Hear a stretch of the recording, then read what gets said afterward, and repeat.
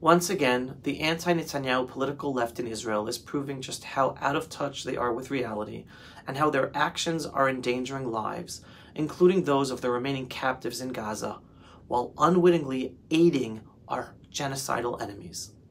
This morning, we in Israel learned that Hamas has murdered 6 more of our captives in Gaza.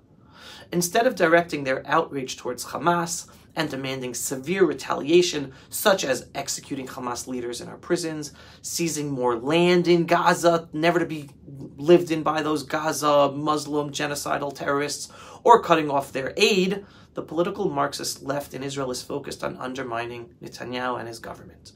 The reaction of the political leaders on the left today is nothing short of reckless and evil. Opposition leader Yair Lapid today blamed Netanyahu for the death of the 6 captives in Gaza, brutally murdered by Hamas. Just listen. היו בחיים. נתניהו וקבינט המוות החליטו לא להציל אותם. עדיין יש שם חטופים חיים, עדיין אפשר לעשות עסקה. נתניהו לא עושה אותה מסיבות פוליטיות. הוא מעדיף לשמור את הקואליציה עם סמוטריץ' ובן גביר, מאשר לשמור על חיי הילדים שלנו. הדם הזה על ראשם. אני קורא לכל אזרח שליבו נשבר הבוקר לבוא ב7 לבגין להפגין איתנו. אני קורא להסתדרות, למעסיקים, לרשויות המקומיות, להשבית את המשק. המדינה מתרסקת. אי אפשר להמשיך ככה. By pushing to topple the Netanyahu government, Lapid and his fellow leaders on the political left are essentially incentivizing Hamas to continue killing our captives in Gaza.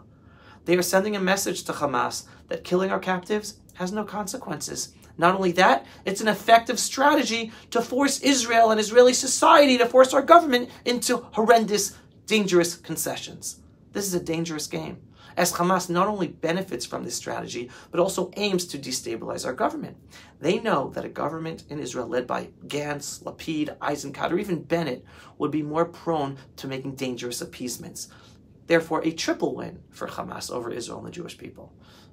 We all share the goal of freeing our captives and saving those who remain alive.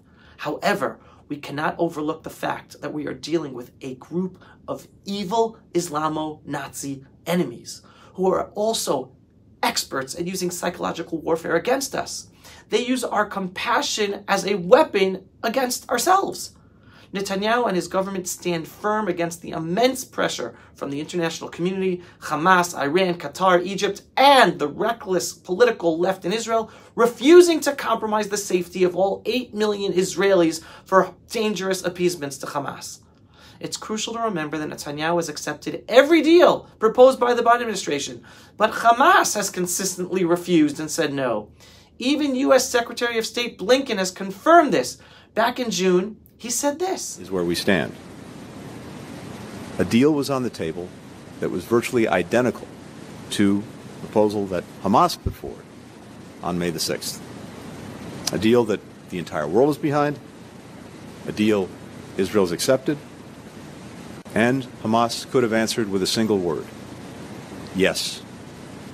Instead, Hamas waited nearly 2 weeks and then proposed more changes, a number of which go beyond positions that it previously taken and accepted. As a result, and you heard the Prime Minister say this,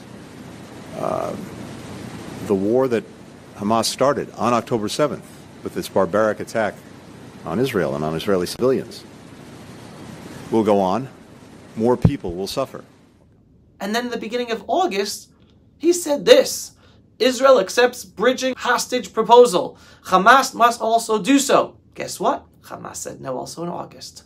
Yet the irresponsible leaders of the political left in Israel continue to spread false news and blame Netanyahu and his government for the plight of the captives and their deaths.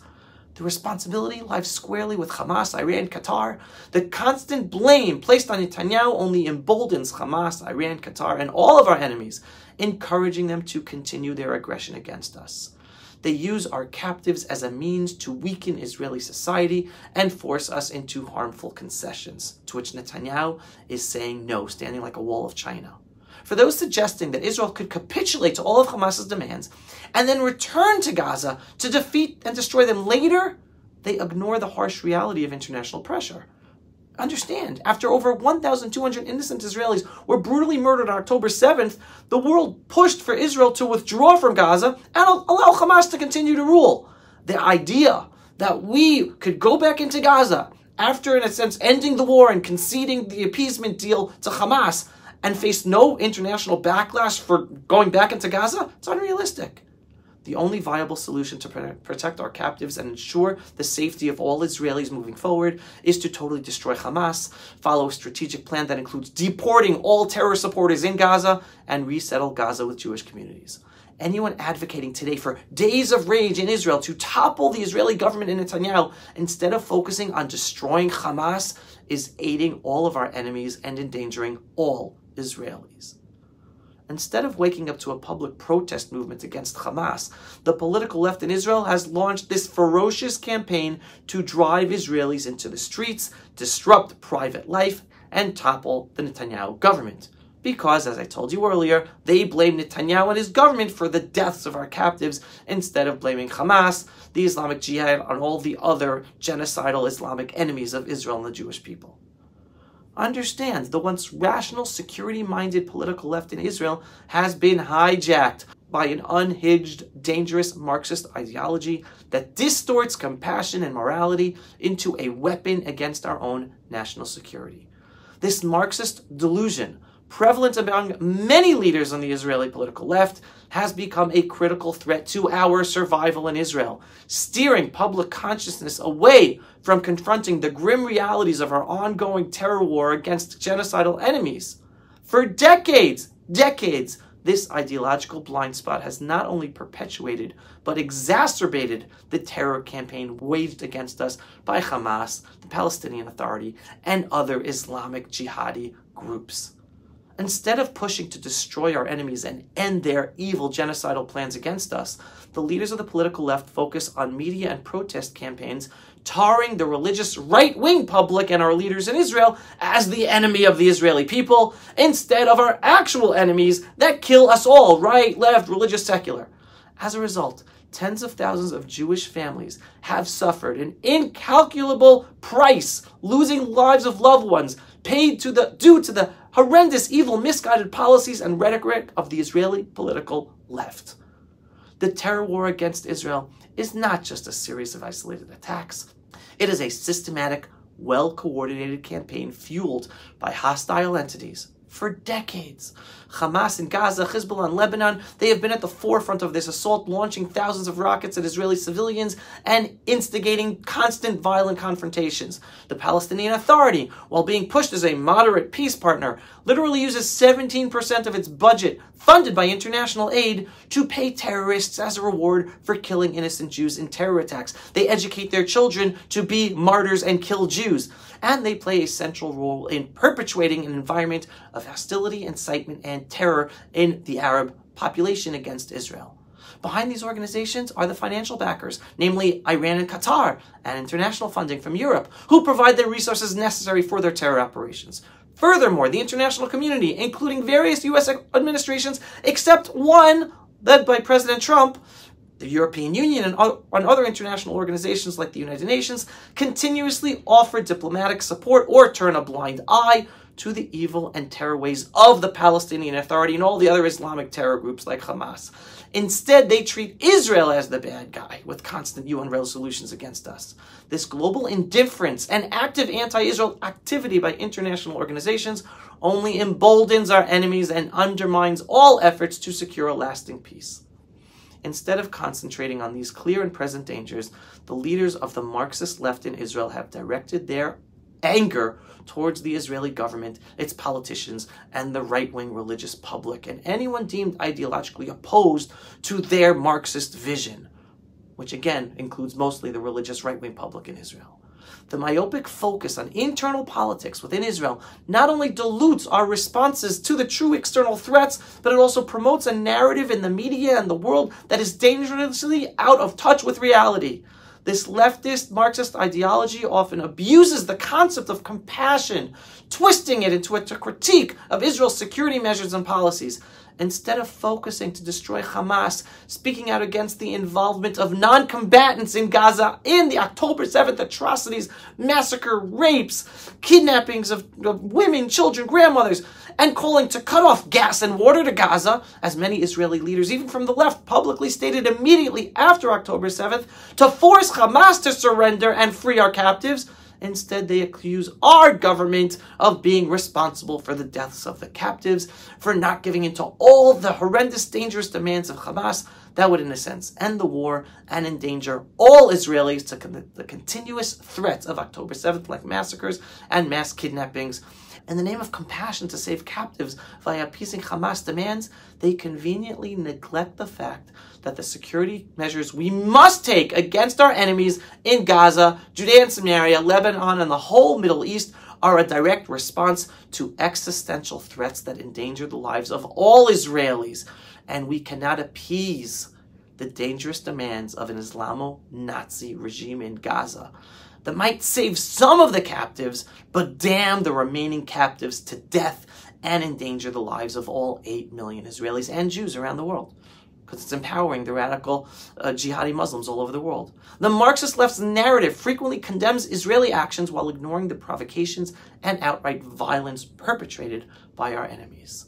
The consequences of this dangerous ideology are far-reaching. By prioritizing their ideological battle against right-wing religious and our leaders over security concerns, the left effectively weakens Israel's position domestically and internationally. This not only emboldens our enemies, but also confuses the public discourse.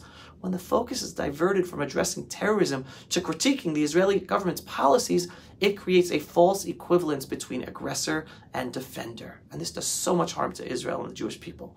Furthermore, this approach exacerbates internal divisions. It fosters an environment where rational discourse is overshadowed by ideological zeal, making it harder to build a unified strategy for national security and protect our lives.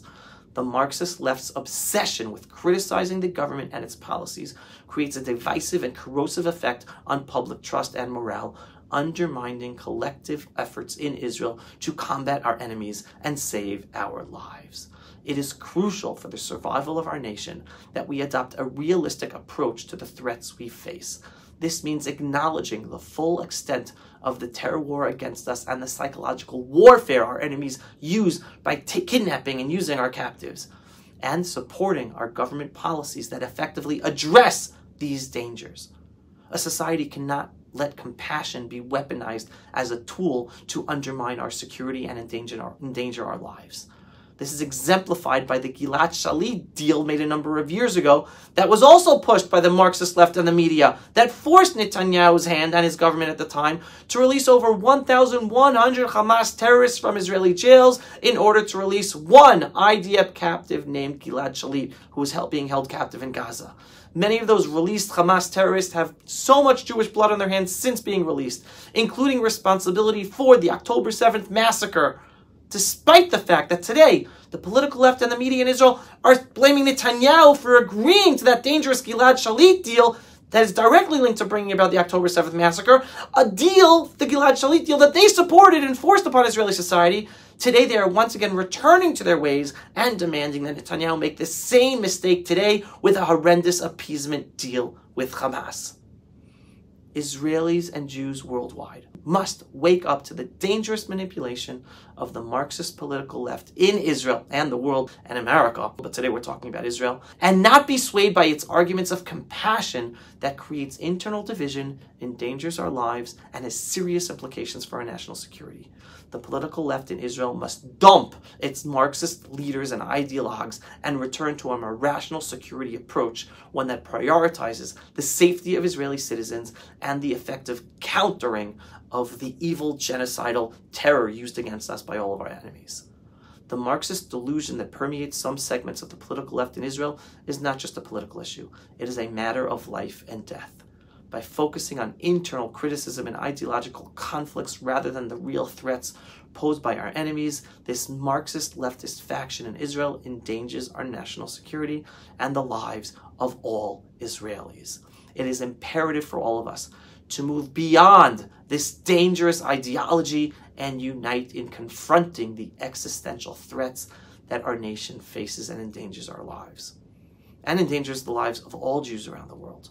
Only through a clear-eyed, unified approach can we hope to secure a safer and more stable future for Israel. The good news is many Israelis in Israel and many Jews are waking up and unifying upon our core purpose as a Jewish people in our homeland, and to stand up and fight off our genocidal enemies. But the Marxist left run the courts, run the media, run the universities, and hence the messaging pushed out to the public and pushed out to the world makes it seem as if we're totally divided. And like I tell you all the time, majority of the Jewish people are united.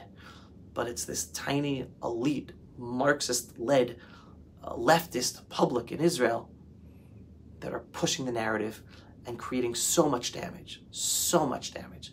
We will overcome. We are overcoming it, and we will overcome it. And thank God Netanyahu is prime minister, because he is the only one able to stand up to all this pressure on the international front and internally. Am Yisrael Chai, we are going to overcome this, and part of overcoming it is by understanding the true reality of what we are experiencing. And that you get by following me at the Pulse of Israel. So if you are not yet a subscriber, go to pulseofisrael.com to receive the daily, belief-based, inspiring, politically incorrect truth of Israel, the Jewish people, and the freedom-loving world that is not put out there by the mainstream media. And to ensure that our videos get seen by more and more people, and more people understand the reality and have the inspiration and the hope to move forward, give us a donation every once in a while. Go to pulseofisrael.com and click to donate, because we are a donor-based organization and we need your help. Signing off from the eternal and ancestral homeland, the land of Israel, in our eternal, beautiful, biblical, and indivisible capital, Jerusalem, since King David's time. Shalom, everyone, and thanks for watching. Pulse of Israel, frontline videos from the Holy Land. Support our work by donating today.